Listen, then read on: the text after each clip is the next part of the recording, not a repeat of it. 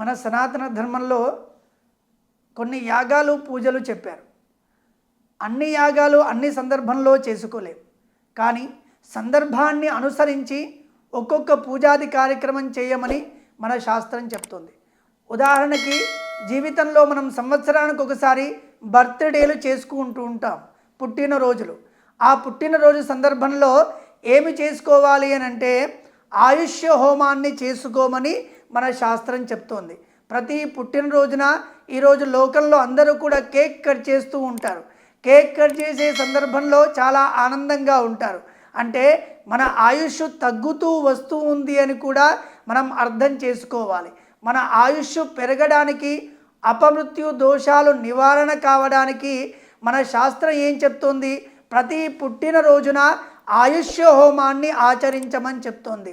ఆయుష్య హోమాన్ని ఆచరించడం ద్వారా మన ఆయుష్ అనేది వృద్ధి చెందుతూ ఉంటుంది. ప్రతి పుట్టినరోజు మనిషి తెలుసుకోవాల్సింది ఏంటంటే నా జీవితంలో ఇన్ని సంవత్సరాలు గడిచిపోయాయి అని తెలుసుకోవాలి.